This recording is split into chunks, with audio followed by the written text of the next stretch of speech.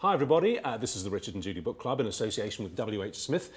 And I guess, well, the summer, what there was of it, is over. The nights are drawing in, and we've got 10 fantastic reads for you this autumn. Yes, and as usual, we have lots of exclusive bonus material at the back of each book that you purchase exclusively at WHSmith. We've got question and answer sessions with the author, we've got their inspirations, and also don't forget to look out for our latest podcast series on iTunes. And something absolutely brand new for the autumn, we've got a book club app. You simply download it to your smartphone. When you go into WHSmith, you point the phone, switch it on of course, point the phone at the book you're thinking of buying in our list, and up will pop on the screen. Richard and Judy will talk to you personally. We'll give you a personal review of the book that we hope you'll buy, and we can guarantee they're all really good reads. Yeah.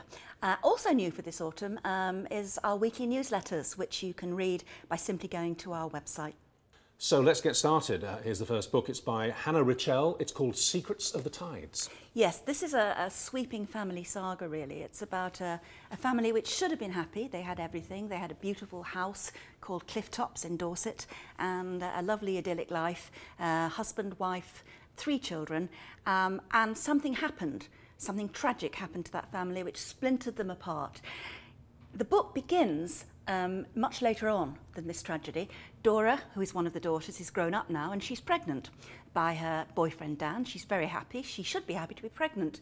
But there's something in the family history, a tragic incident, which stops her being able to enjoy her pregnancy. So she goes back home to Clifftops in Dorset to confront her mother, who's been estranged from her for years. It's a fascinating story, and unfortunately Hannah Richell, the author, couldn't be with us, but we did ask her these questions earlier.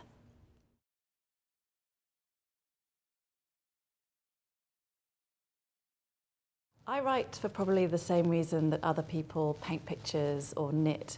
I do it because it gives me great pleasure.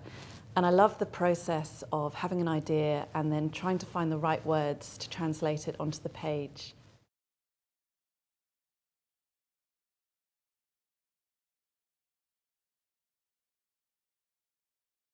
My writing process has changed enormously since when I first started writing. Initially it was something I was squeezing into the cracks while I was on maternity leave with my baby. So whenever he slept I would race to the desk and write.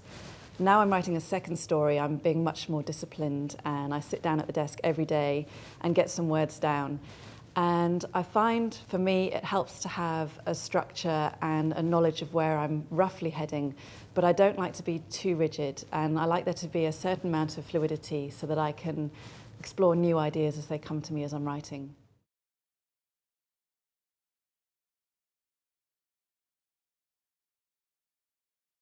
The idea for Secrets of the Tides really came from my own journey into motherhood.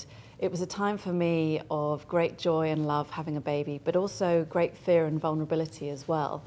And so it was really the idea of starting my own family that got me thinking about the bonds that connect families and how strong they can be, but also how incredibly fragile too, and how one moment can come along and change everything.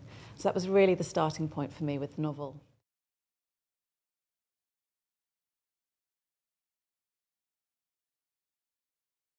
The best piece of advice I've been given about writing is just to make the time and get those words down on the page. And it doesn't matter if they're not the right words first time, but just get them down and then you've got something to work from. And it's about being kind to yourself too and enjoying the journey.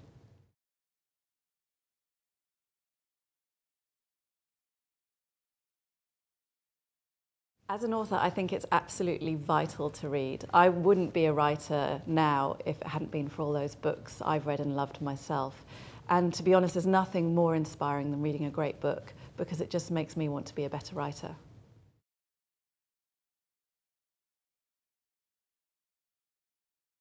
While I was writing the first draft of Secrets of the Tides, I got very tangled up in the structure and I reached a point about halfway through where I couldn't really see a way forwards and I was losing heart with it. But there was one scene that I was really itching to write, and that was right at the end of the book. I wanted to write the resolution. So I cheated in a way and I jumped forwards and I wrote that scene, and it actually released the block because it gave me a target to work towards. And for me, that was a really good trick.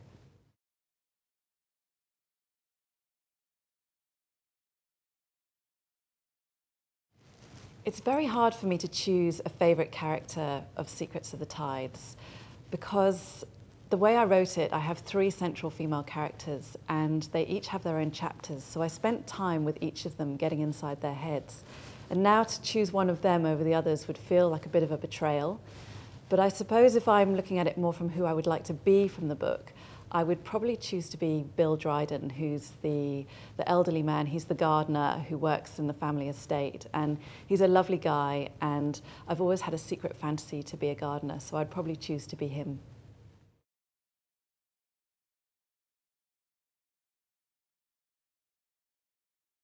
I wish I could say that I had an enormous sense of joy at completing Secrets of the Tides, but there was never that moment where I typed the end at the end of a page and felt like it was finished.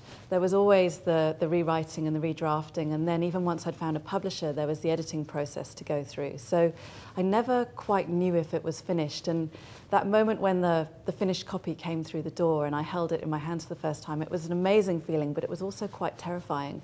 And the only person in the house with me at the time was my son, and I was jumping up and down and showing him the book, and he brought me straight back down to earth when he lost interest within 2 minutes when he realised there were no dinosaurs in the story.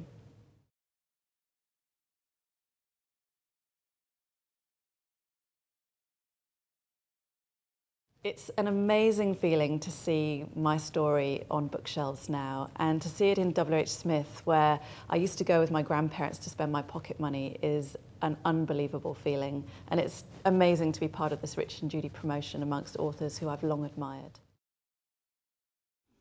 Thanks, Hannah. Yeah, well, it really is a very interesting family saga book with a huge twist at the end, well worth waiting for.